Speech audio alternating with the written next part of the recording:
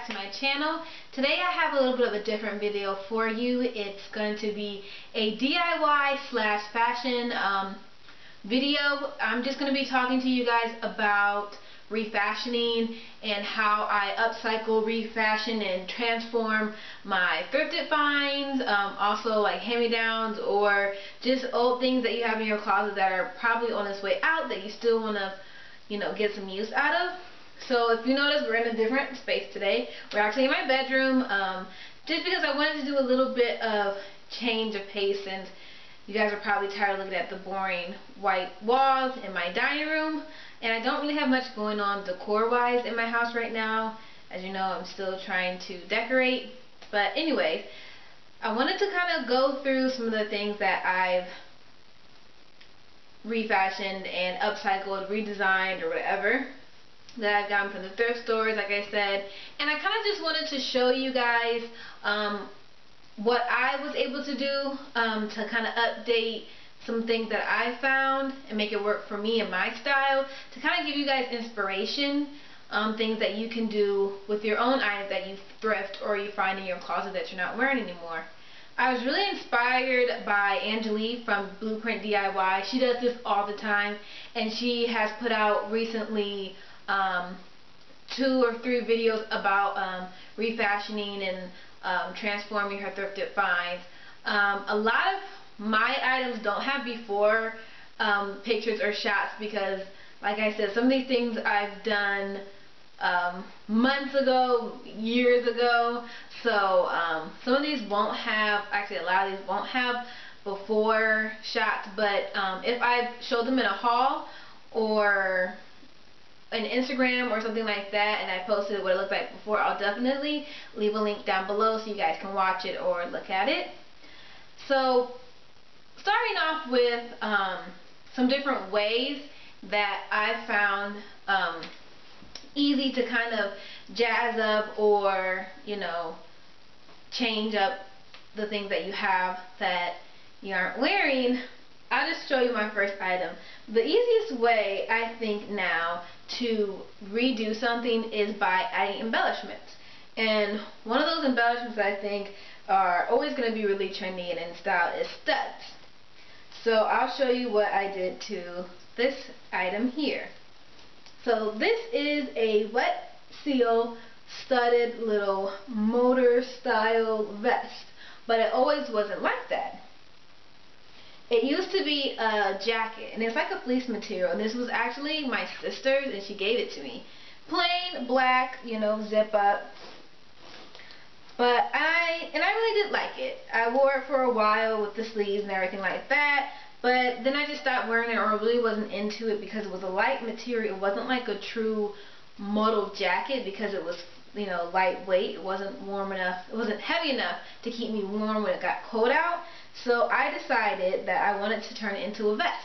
And the first thing I did was cut off the sleeves. Now, I cut it off right by where the seams were, but I made sure not to cut through them because I didn't want to have to hem it. And this type of material really doesn't fray that much, but a little bit of threads coming out kind of adds to the little edgy rocker vibe.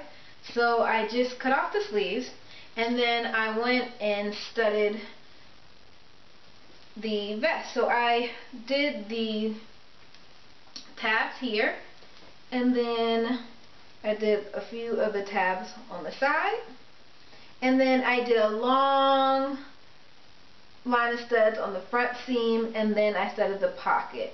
And of course they're not perfect, and I could definitely stud the back if I wanted to. And if you're asking where did I get these studs, you'll be surprised. I did not order them offline or eBay or anything like that. I actually thrifted them.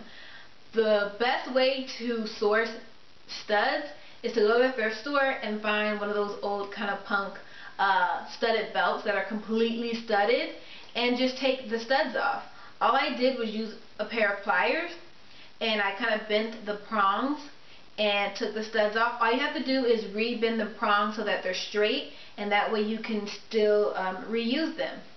Of course, you can go to sites like studandspikes.com, which has a wide variety of different types of studs, and they have the dome studs, the screw back, the cone studs. They have so many different types and finishes, so if you're looking for a specific type of stud or a certain finish, then you can definitely go on there, and they're super cheap. I think I spent $7 and I got like 100 studs. Or no, it was $4 and I got 100 studs. So definitely a good deal. So that was this cute little number, and it does add a nice little edgy feel to any outfit. The next item that I studded, you actually have seen in one of my very first hauls, my 50% off haul. I got this from Unique Thrift, which is not around anymore in my area, well, close by me. But it's this shirt. I really loved the color and the square cut sleeves. When I first got this, I knew immediately that I wanted to stud these. And again, these little brass, kind of gold brass dome shaped studs, they have the domes on there. I got this off of a belt again. So I just studded the collar, concentrating on the top part, and then I studded the pocket. It's super easy to do. You can stud almost any and everything. Speaking of adding embellishments, the next item I also got on that same haul, 50% off, and it was this mint green chiffon type of just little tank. Love the color. I just didn't wear it a lot because of the fact that it didn't fit me. It was really too big. So what I did was I took it in. I can turn it inside out so you guys can see. But all I did was take it in on the sides, and then I also took it in the back, which is really easy to do. Just try the item on kind of with safety pins, or if you have actual sewing pins, you kind of just pull the fabric to make it fit.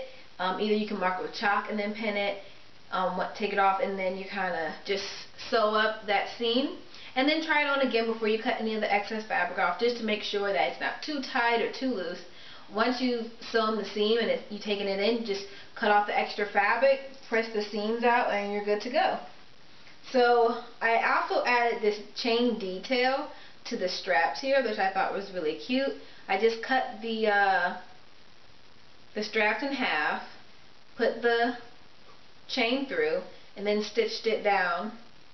Because truthfully the straps were too long anyway, so what a cute little tank to wear for the spring and summer. Now, I'm going to show you 3 skirts that I transformed. The first one is a simple fix. Don't be afraid if you find a skirt and it's way too big, because there's an easy way that you can take it in. This skirt right here, I loved the print, and I love that it had the buttons down the front. Kind of like a midi length skirt, but it was way too big. I think it was like a large or an extra large. But all I did was add some black elastic to the top. I just cut the regular band off that was on there, and now it fits perfectly, and I can choose to wear it higher up or on my waist, and it's really cute. So that's an easy fix. Never be afraid to buy something that's too big. You always can take it in and tailor it to fit you. Now the next skirt wasn't a skirt at first, and you're probably going to be surprised when you see it.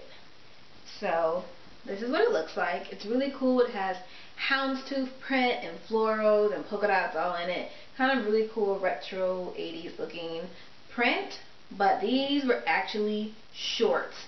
Can you believe that, guys? Shorts. They were like really ugly grandma pleated shorts. All I did was, you can see underneath here, I cut the seam where it came together. I undid that seam, and then I pinned it together, sewed it, and kind of took it on the side, and now I have a really cute little flirty skirt for the spring and summer. And you never would have known that it was shorts before. So if you see really big, billowy, like...